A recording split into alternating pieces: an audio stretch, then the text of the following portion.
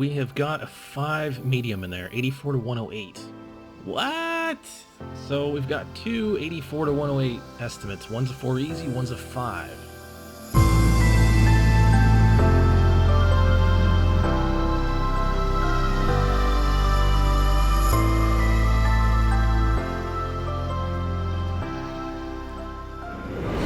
What is up, guys? Welcome back to the channel. Today we're back out in Silver Ridge Peaks, and I've been wanting to do this guide for a while, as pronghorn are my favorite species on the map. If you like this video or find it helpful, leave me a like, leave me a comment down below. If there's anything that you want to see in a future video, subscribe to the channel if you haven't already, and I hope you guys enjoy this one.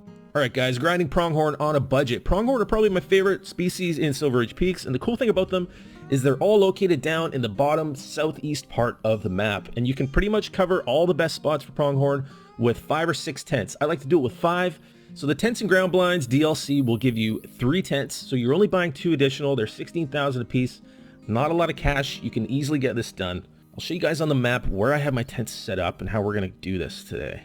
So currently we are at the northernmost lake that you're going to want to hunt pronghorn. I love hunting pronghorn here. This is an awesome lake. They spawn in like the north part of the lake. I like to start up in the north, work my way down south. For these 2 lakes, we've got this outpost that works perfectly. I like to check this one and then kind of scoot over and check this lake. They usually drink here. They also drink in the far south part of the lake, so remember to check that. After that, we move over to this tent. I've got a tent set up here that gives you a perfect vantage point for this lake. I don't like to approach this lake from this outpost because it is so far uphill that as you approach it, you usually end up scaring off the pronghorn. So this tent here gives you perfect view of this lake, and then you can just go up the hill and check out this lake as well. After that, I got a tent set up down here just in Lake Prospect. Gives you a perfect vantage point of this lake, which is a really good spot for pronghorn. We've also got a tent set up here that gives you a perfect vantage point of this lake. This lake is great for pronghorn. It is fantastic. Now, personal preference, again, I don't worry about this lake. I've never seen any good pronghorn there, but I do like to check this one. So I've got a tent set up down here, and that's pretty much the whole thing. You can check this lake as well. I usually don't have it in my circuit. You can put it in yours if you want to. So with that said, let's get out there. Let's see what we can find. Maybe we can find a diamond or a big rare pronghorn. Let's get it. So pronghorn drink from 8 until 10. I usually like to set the time for about 8:20 and then give them a few minutes to come in and get settled in at each lake. I'm using the 30-06. So we're at that northernmost lake that we talked about where I like to start. They should be coming in any minute here. They like to drink all along the north side of this lake. All along there, and then sometimes you'll see some in the tall grass. You got to kind of glass that carefully, make sure you don't miss any. A lot of the times there will be 3 or 4 in that tall grass. They can be hard to spot. And there goes one there. And they're starting to come in. We got a 3 very easy. He's actually nervous. I'm not sure what he's doing, but we are getting calls as well.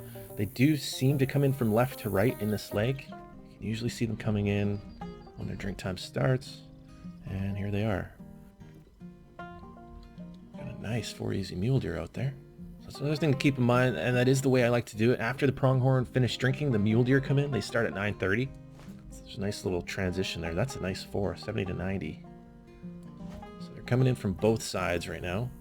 These guys are stopping over on the right side. You can see them coming in. That's a huge 4, 80 to 103.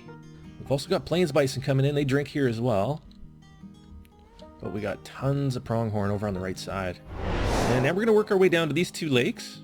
Pronghorn, you don't see too many pronghorn drinking at this lake, but they can be off to the right, either down here or over in there.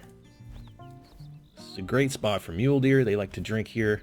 They also like to eat and rest in this area, in the trees, or even on this side of the road. But yeah, so I don't see any pronghorn here drinking. But from here, we can move on to the next big lake, which is just to the left here. So it looks like we got pronghorn drinking on the right side of this lake as we approach. We want to be careful we don't make too much noise. A lot of the time they'll be drinking right down here as well. And even sometimes over here. Alright, so we're now at this lake that I was talking about where I like to set up a tent up here. I don't like to approach this lake from this outpost because it's way down that hill and you end up spooking off the pronghorn that drink right in here. And there they are. Before you can see them, unless you take this big wide right around. But anyway, it's just easier to have this tent here. So much better. You get a full view of the lake. We've got a nice 4 easy down there.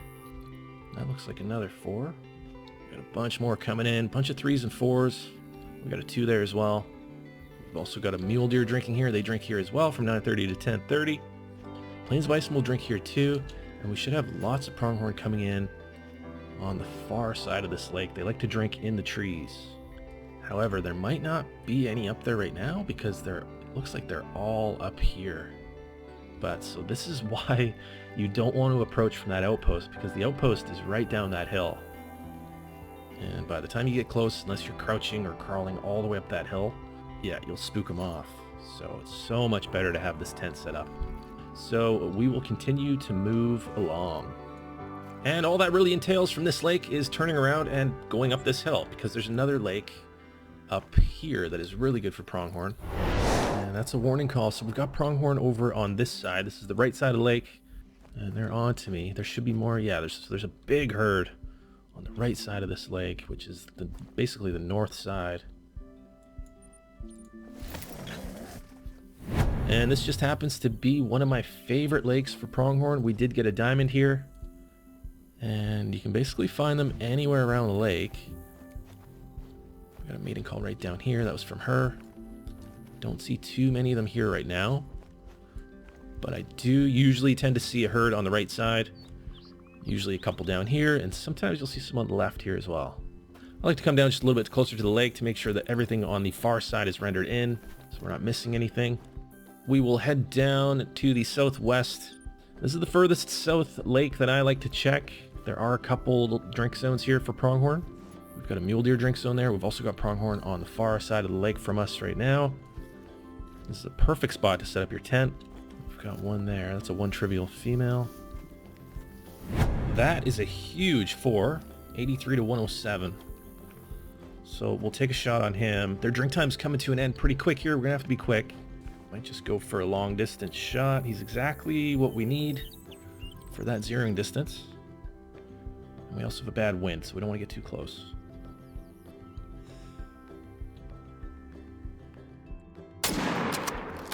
And he's straight down. That's another decent looking 4, 74 to 95. These guys didn't spook. So I might just take a quick shot on him too. And we can pick them both up at the same time.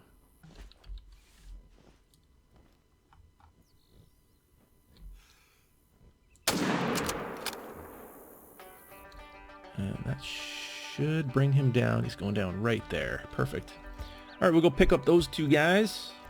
All right, so I believe, I'm actually not sure which is which here. I think this was the biggest of the two. We'll pick him up, see how he scores. So he did. He scored a 95.3. That's a huge pronghorn. 98 for diamond. So that guy is just massive. Double lung, thoracic vertebrae, left scapula on that shot from 317.24 yards with the 30-06. And that's another 1,054 cash. Very nice pronghorn. Biggest one we've seen today. And this is the second 4 that we took down. We'll score about an 85. Scores 84.8. We got left lung, left scapula on that shot. 264.58 yards out with the 30-06. Another 1,000 cash for us there. And a decent looking pronghorn. We have got a 5 medium in there. 84 to 108. What? So we've got two 84 to 108 estimates. One's a 4 easy, one's a 5. So the big 4 is in there. He's right there, but I can't get a spot on him. All right, we got to back up here. That looks like it's probably the 5 right there. That could be him too, though. It's one of those two. There goes the 5. He should come back. There's the 4. We might take a shot on him real quick. He almost looks bigger than that 5.